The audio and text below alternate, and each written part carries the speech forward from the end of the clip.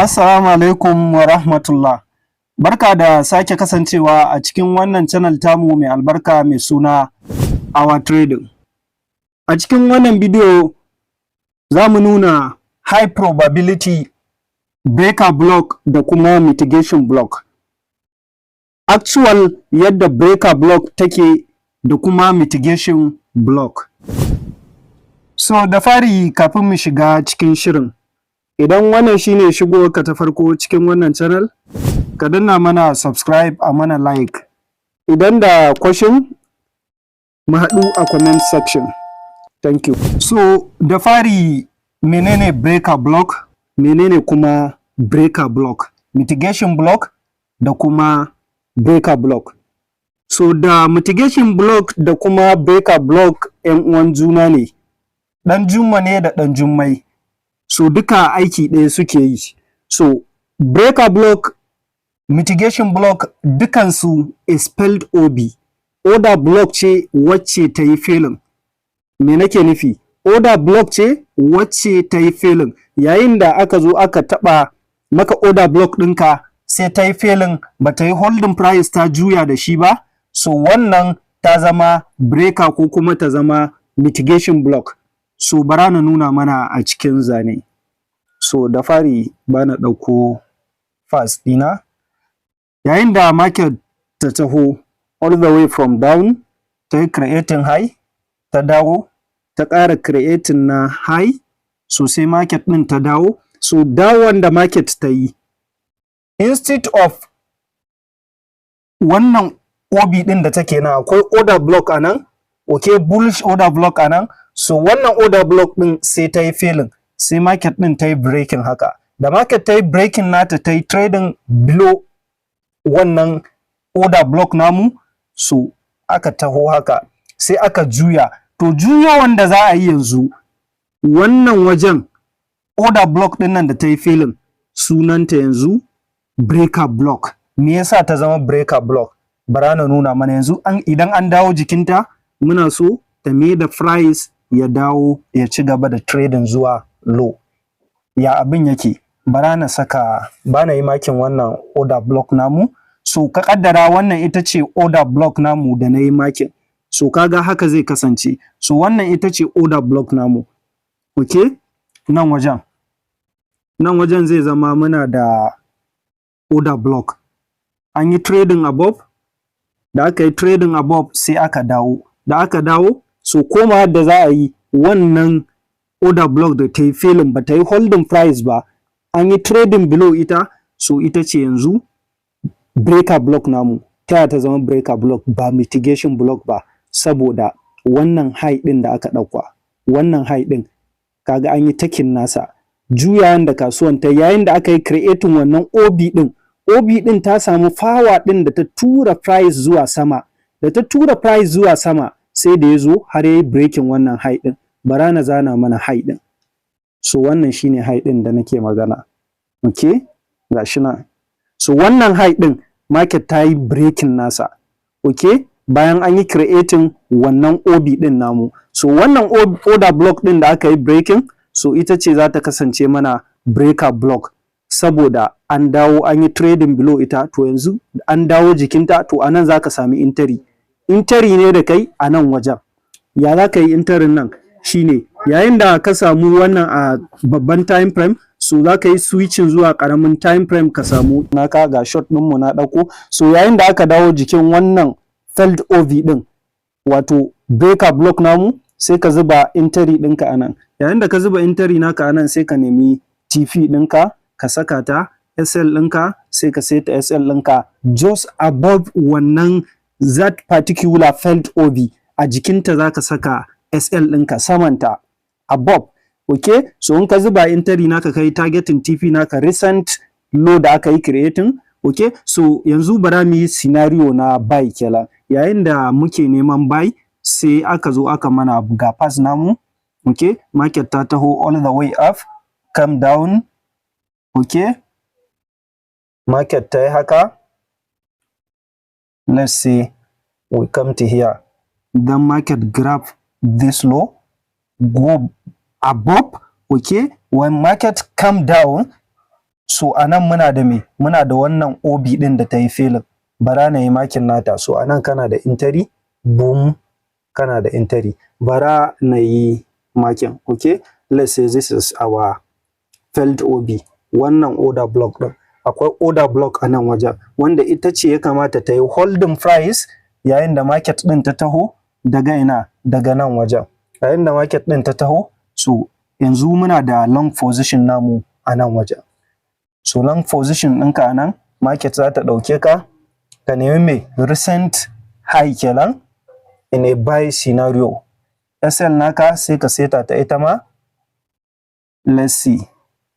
So haka ake samun mai breaker block.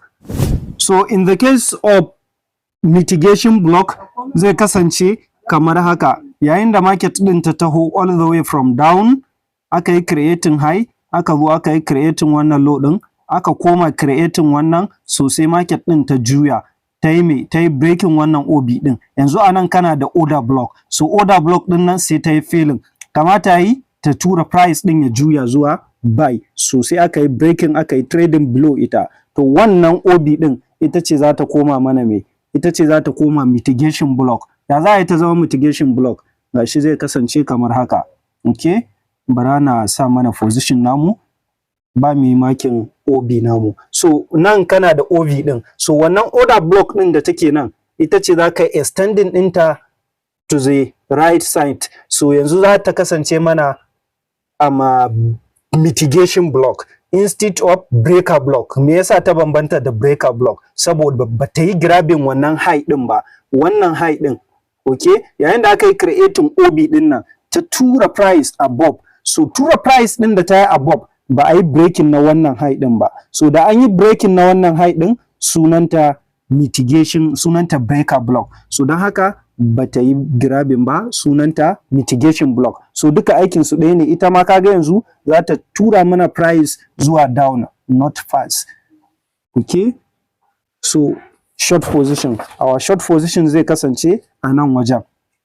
Ina ne TP namu? Za mu nemi TP namu, za ka set SL naka just above that held OB. Okay, so in a sell scenario, so in a buy scenario, no need for it. Ina fata kun fahimta. Za mu tafi cikin chart. So for an mitigation block or breaker block to be highly probable, ya kamata a ce tana da me? Tana da waɗannan abubuwan guda uku. In har kana so ka samu high probability na a yi respecting wannan mitigation block ko kuma wannan breaker block naka, to ya kasance tana da FVG a jikinta. FVG a jikinta, sannan ya zama tana da me? Wani point of interest wanda ba a je ba. Okay, zan nuna mana a cikin chat. Akwai wani point of interest wanda ba a je an yi taking nasa ba. Maybe wani high ne, za a je a yi taking nasa, za a yi grabbing high as liquidity, ba a je an yi grabbing nasa ba. So don haka wannan breaker block ɗin ko mitigation ɗin ita za ta tura price ya koma ya je wannan point of interest ɗin da ba a je an yi mitigating nasa ba. Ina fata an gane, wato wani high ko kuma wata fair value gap da ake so a je na high time frame. So ko kuma ya kasance tana da me? Tana da jiki. Okay, jikinta akwai candle, yayin da ta dawo retracement ɗin da za ta dawo ya zama akalla akwai kandila guda uku a dawowan da ta yi, ba ya zamana an dawo jikin wannan breaker block ɗin naka ko mitigation block ɗin naka ne very sharp ba, ya zama an zo sharp an taɓa jikinsa an juya. No, ya kasance series of candles ne suka dawo jikinta bayan order block ɗinka ta yi failing. Idan order block ɗin ta yi failing, to ya kasance dawowar da za a yi jikinta ta zama breaker ko ta zama mitigation, to dawowar akwai akalla kandila guda uku kafin a zo jikinta. Okay, wato market is not aggressive yayin da ta dawo jikin wannan breaker ɗin ko kuma ta dawo jikin wannan mitigation block ɗin. Ya nake nufi? Bara na nuna mana anan kafin mu shiga cikin chat. So yayin da ya kasance nan wajen, okay, shi let's see, yayin da aka zo aka yi grabbing wannan low ɗin, kaga an yi grabbing low ɗin nan, so ya zama juya wannan da aka yi an yi creating na fair value gap ana a daidai inda wannan failed OB ɗin take nan wajen, ya zama an yi creating na fair value gap. in akwai fair value gap so is highly probable sannan ya zama wannan bayan an yi breaking nata dawo wannan da za a yi ka sami intari wannan dawowar so ya kasance akwai series of 3 candles okay for a valid pullback kenan ya zama kandila ne guda 3 ba candle ne guda 1 kawai ya taho haka zirr ya zo ya taba wajen ba. Me nake nufi gashi misali a nan ma so ya zama wannan wajen ita ce OB ɗinka so da aka yi breaking na wannan high ɗin aka tafi sai aka dawo aka yi breaking wannan OB ɗin to wannan breaking ɗin da aka yi a wannan leg ɗin tafiyan nan ya kasance akwai fair value gap.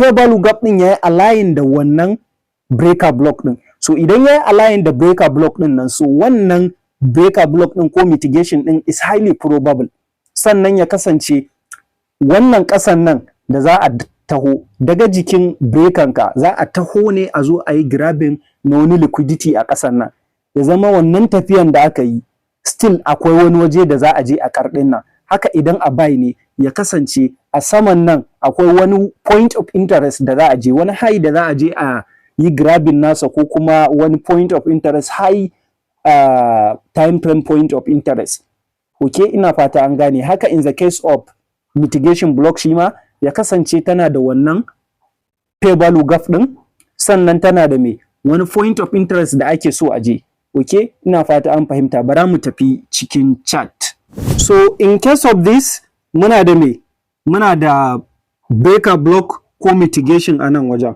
ta muke da breaker ko mitigation yayin da market din nan ta taho bara na ɗauko fast namu zai kasance kamar haka market ɗin ta taho all the way from here ta yi creating na wannan high ɗin market ta dawo ta yi creating wannan order block ɗin gata wannan order block ɗin sai market ɗin ta juya da ta juya sai ba ta yi breaking wannan high ɗin ba sai ta juya daga nan so da market ɗin ta juya sai ta yi breaking wannan OB ɗin instead of yanzu market ta shigo jikin wannan order block ɗin so sai ya kasance market ɗin ta yi breaking nata so da aka yi breaking nata yanzu muna so a dawo jikinta idan aka dawo jikinta haka so sai mu sami intari ɗinmu wannan OB ɗin ta zama mitigation block ya aka yi ta zama mitigation block sabida ba a yi breaking wannan high ɗin ba bayan an yi creating OB ɗin an juya ba a yi breaking na wannan high ɗin ba okay don haka sunanta mitigation block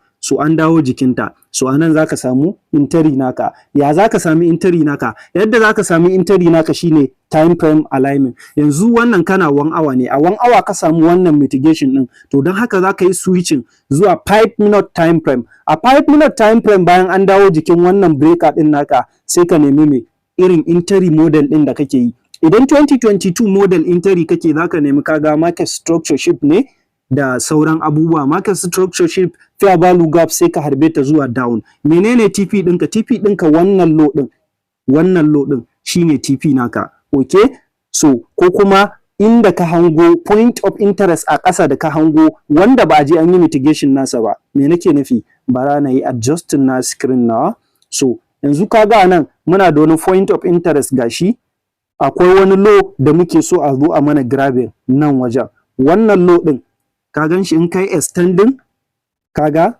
market din shi ta taho da aka taho haka aka juyo aka dawo jikin wannan so yanzu menene point of interest din da muke so a zuwa dakwa wannan low din so don haka zaka iya yin selling daga jikin wannan breaker block din kai catching all the way move din har a zo a yi taking na wannan low din wato haka ke lambara na saka position ku gani let's take our short position so short position daga jikin mitigation block namu daga jikin mitigation block namu TP ɗinka zai kasance wannan low ɗin for scalper TP ɗinka recent low ɗin da aka yi creating nan wajen amma for a swing trader if you can hold so zuwa nan okay your SL just above wannan mitigation ɗin naka okay above it so how do you see it a perfect entry so wannan ita ce mitigation block bara na zana mana high ɗin da ba a ɗauka ba wannan high ɗin shine ba a ɗauka ba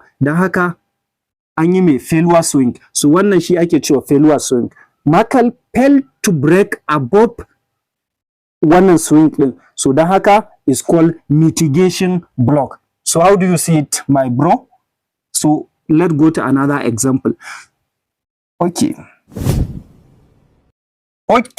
let's go guys, another example. So another example anan muna da wannan wajen. So this is a clear abin da nake faɗa mana anan, a valid pullback. Okay, a valid pullback. A valid pullback ya kasance akwai me series of 3 candles. Okay, so nan muna da breaker block. How did it happen? Bara na ɗauko fast namu. Okay, fast. So our fast has to come first. Yayin da market ta taho all the way daga wannan ta yi creating na wannan high din, aka zo take this one. Aka zo nan wajen aka yi creating na wata me order block gata. Haka, so sai aka yi creating na wannan, aka shigo cikin wani waje gashi nan, za mu zo mu ga menene. Sai aka juya, da aka juya sai aka yi me, ana da wannan OB din. Wannan OB din kamata yi ta yi holding price a ci gaba da yin ƙar. Yayin da aka dawo jikinta, so ta yi failing. Yanzu ta yi failing mai sunanta, za ta zame mana breaker ko mitigation. Sai aka yi trading above ita. Da aka yi trading above ita, gashi sai aka dawo. Okay? Not you, my bro. So sai aka juyo. Da aka juyo, sai aka dawo jikin wannan dai OB din nan. Wannan OB din da aka dawo, ta zame mana breaker ko kuma mitigation. We can see. So, anan kana da entry. To kuma na faɗi wani low. Daga cikin low din shine ta kasance for a high probable ya kasance tana da me fair value gap. Wannan tana da fair value gap gashi. After fair value gap akwai wani waje da ake so market din ta je ta yi taking. Let me adjust my screen. So ya kasance akwai wani waje da market din take so ta je ta yi taking. So gashi nan an yi taking nasa. In ka kula wannan candle din guda ɗaya shi ya dawo ya yi mana taking na wannan mitigation block din namu. So don haka ba mu samu valid pullback ba.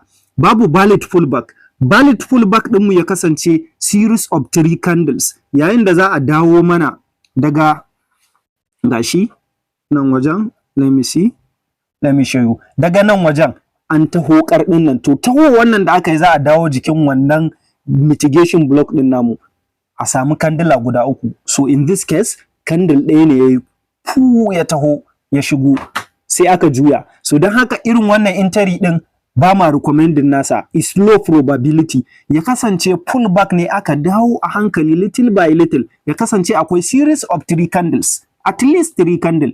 Okay, this is a low. So kaga wannan ta so ta yi failing amma ba ta yi failing ba. Me yasa nace ta so ta yi failing? Sabida in ka kula ta taho ta yi tocin nasa ta zuke at that same candle guda ɗaya ta zo ta zuke kuma sai ta yi me, a ce ka sami entry wannan zukewar da ta yi ka sami entry, to ta dawo a wannan second candle din gashi ta yi taking ma low na wannan pullback din da ta fara yi. Kaga ta yi taking low nasa sai ta juya tukunna ta tafi ta yi respecting analysis naka, amma ka sami entry kai kaga ta zo ta SL ɗinka ta doshe ta, amma SL ɗinka kaga tana ƙasan me, tana ƙasan wannan pelt OB din naka, ƙasan nan kenan. So bara na saka position ku gani.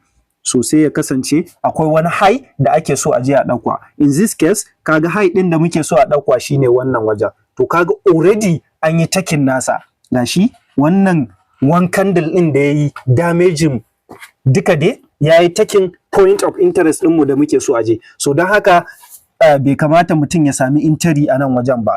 Okay, wannan na nuna mana ita ne domin mu gane wacce take is high probable da kuma wacce take is low probable. So irin wannan breaker ɗin is low probable.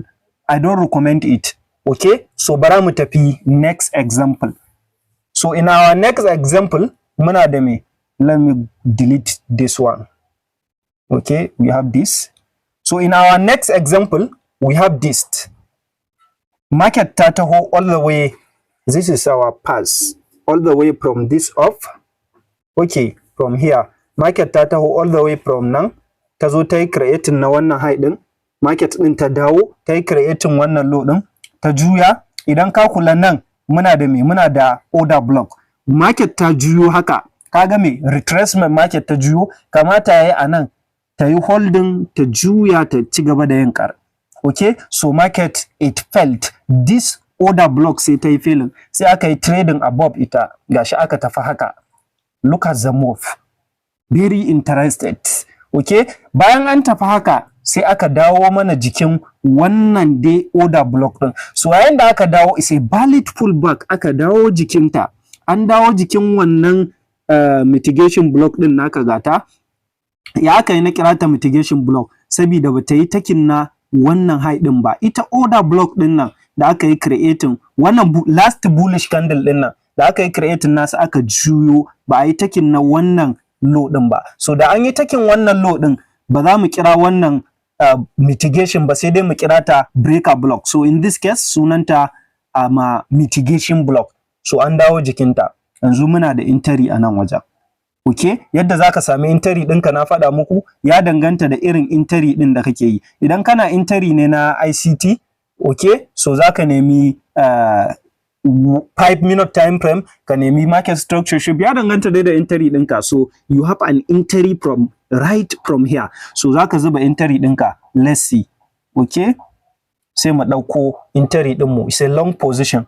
A nan ka samu entry, ina ne target naka? Recent high din da aka yi creating, wannan high din, ko kuma me point of interest din da za a je. Bara na yi adjusting na screen na, sai ku ga asalin point of interest din da muke tunanin za a je. So kaga anan in this scenario kana da me, kana da wani point of interest gashi da kake so a je maka. Wannan highs din su ne ake targeting, su ne za a je. Okay, gashi nan. So dan haka market din daga nan kasancewar akwai wani waje da market din ta taho all the way from this, ta taho haka, so bata je point target din da ya kamata ta je ba, ya kamata ta yi sweeping na wannan. To da haka pullback din nan da aka yi, ka sami entry a ran, sai ka kama shi all the way zuwa wannan. In kai swinger ne, if you can hold up to here, okay, if you cannot hold, kifi ɗinka just kusa da recent high da aka yi creating. Okay, ina fata an fahimta. Let me zoom in again. Okay, so kaga TP ɗinka zuwa jikin wannan ɗayan kenan. If you can hold, this is 1 hour time frame. Don't forget my brother. Okay, you have your entry, your TP. Look at this. So how smart is this? So bro, find knowledge. Let's go. Another example from here. Okay, muna da another example ana. Let's see how it happened. So ga pass namu nan, market ta taho all the way from here, aka yi creating na wannan OB din, sai aka juya. Da aka juya sai aka yi taking na wannan low din. Wannan low din da aka yi taking gashi nan, sai aka juya haka. Da aka juya yanzu an zo mana jikin wannan OB din. Kamata ya a taɓa ta sai a juya dai a ci gaba da yin down. So market failed, sai aka yi creating na high. Da aka yi creating na wannan high din, sai market din ta dawo a valid pullback. Market ta dawo with series of candles. A hankali market din ta dawo. Gashi ta zo ta yi tocin na wannan failed OB din. So in this case, wannan breaker block ce. Why? Because the market break just below this low. Market ta yi breaking na wannan low din. Gashi nan wajen, okay? It break, so don haka sunanta mai breaker block. Okay, so kana da entry a nan wajen, a nan kana da entry, your target is wannan high din. Wannan high din shine target naka. Okay, if not, idan kai swing trader ne, still you can adjust your TP zuwa can sama. Bara na yi adjust na screen na kaga ina ne zai kasance TP naka kenan. Okay, let's say you catch this move from here. Bara na saka position namu. Okay, long position ko ga long position namu. You catch this move, at least your TP has to be recent high, your SL has to be just below the wannan abun. So kaga wannan is valid. Me yasa ta zama valid? Kaga tana da me fair value gap. Bayan fair value gap akwai wani point of interest a can sama da za a je, zan nuna mana shi. Sannan me valid pullback ne, an dawo jikinta a hankali ne, series of candles aka dawo a hankali aka dawo jikinta. Okay, let's see ina ne high key level namu. So muna da wannan high din gashi ba a zo an yi taking nasa ba. Okay, zaka iya kai TP ɗinka zuwa nan har zuwa wannan high din still you can look at how the market. So if you are very patient in this market will gonna pay you. Let's say kai kacin wannan baka ɗau TP ba har aka zo maka nan. My brother, how do you see it? Bro, go and look for knowledge. Okay, muna da mentorship namu da muke yi. Ka yi inbox namu a cikin WhatsApp domin yin register, ka yi enrolling a cikin mentorship namu. 2 months mentorship muke yi. Okay, it's just 2 months. You will be a certified trader. You can analyze this market like professional. Okay, let's see another example. I will kill you with examples, bro. I will give you so many examples. Okay, let's see, bro. So muna da another example a nan wajen. Let's start from here, from this above. So anan akwai wani lesson gashi na gano shi. Let's see. Market come, let me adjust again. Market come all the way from here. Okay, we create this. We go and create this high. Market ta creating wannan high din. So ta dawo ta creating na wannan low din. Okay, an yi creating order block ga ta nan sai aka tashi. Da aka tashi sai aka zo nan wajen ba yi breaking na wannan high din ba sai aka juya. So daga nan da aka juya kaga anan muna da me? Muna da wani high da ba a yi taking nasa ba. This is muna da high probability cewa me za a mana creating kenan idan an zo anan. Bata yi breaking na high ba. Order block din nan bata yi breaking na high ba. So mitigation za a mana creating ko kuma breaker block. So it's mitigation block. So market trade just below wannan OB din da aka yi creating. Wannan OB din sai ta yi failing. It's called failed OB. So we just traded below it. Sai aka juya. Juya wannan da aka yi, we want to see a valid pullback. Okay, a valid pullback. So wannan an dawo jikinta, kana da entry a nan wajen. Entry ɗinka me zai kasance? Sell. You have to sell. Why is your TP? Your TP is recent low created or high prime key level wani low da kake so a ɗauka. Kaga yanzu ga wannan low ɗin. Kaga shi aka dosa. Ba mana takin nasa ba, don haka shine zai kasance mana TP namu in this case. So in this case, kana da TP a can ƙasan nan.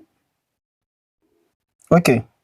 So your entry has to be a jikin wannan particular breaker block. Okay, mitigation block. Your short position. Zaka zo zaka yi opening na short position naka just a nan wajen.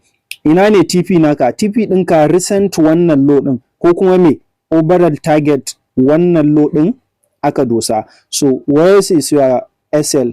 Your SL is just above that candle, that failed OB. So how do you see it, bro? So boom, TP hit. Okay, let me look for another example. This is 0. Let me switch to NAS 100. Okay, for NAS 100 I have let me check for one example. So in this example, market come all the way from down.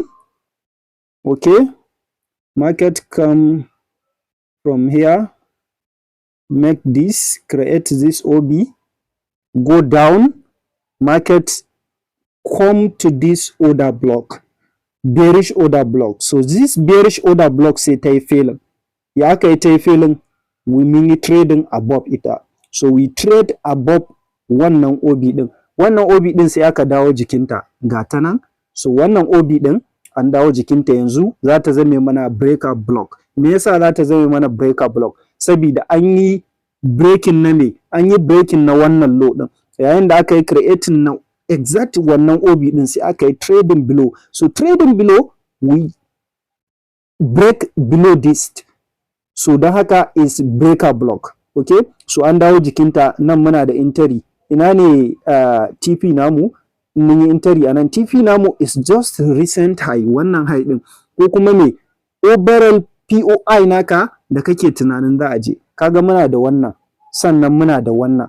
okay, muna da wannan. So don haka anan kana da entry na breaker block, BBBB, breaker block, okay. You enter from here. Where is my position? My position, long position. So you enter from here.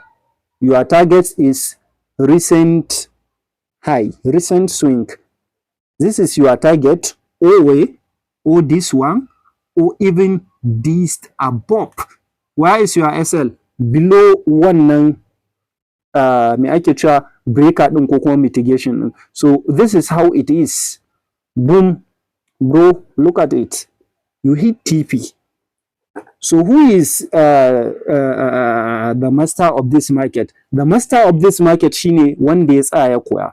You have to ka tsaya ka koyi wannan. This is business ba, bro. Let me tell you, this is business. You have to be serious on it, bro. A yi kokari a mai da hankali. So kada ku manta, bara na ƙara nema mana wani. Let's check for GBP. I think so, GBP. GBP, we may see example cost of SMT. Here is it. So we have example now mitigation anan wajen. Mitigation ɗinmu, let's see. Market come all the way from here. We create this high. Okay, this is an order block. Last bullish candle is a bearish order block. We create this. We go this. This is This is an order block. This last bearish candle, after we create this one, is a valid OB. We come but fail to hold the price. Sai aka yi trading below OB din nan. Wannan OB din da take nan. Okay? OB din nan da take nan, sai aka yi trading below it. Sai aka juya. So yanzu anan wannan OB din namu ta zama me? Ta zama mitigation block. It's mitigation block. We traded just a jikinta sai muka juya. So yanzu muna da TP ɗinmu, recent low ɗin nan ko kuma all the way zuwa wannan swing low ɗin. Okay? TP namu kenan. So bara na yi adjusting. Let me adjust my screen. Okay? Let's see. Let me adjust this one. Okay? So market ɗin ta taho all the way, aka dawo for a valid pullback zuwa jikinta. So let's take our position. It's a short position. So our short position anan wajen. So enroll for my mentorship for a valid entry model. So your TP has to be just to recent low or all the way down to what? To overall POI. This is our overall POI. This recent, this low, wannan low din shine asalin TP namu. For a scalper, this is your TP. Okay, so look at it, how it play, bro. We hit TP. So this is how we traded mitigation block da kuma breaker block. Ina fata an fahimta. Anan za mu tsaya, mu haɗu a bidiyo na gaba. Kada a manta, a danna mana subscribe, a mana like, idan da question mu haɗu a comment section. So for our mentorship, contact us a WhatsApp. Okay, see you, love you guys.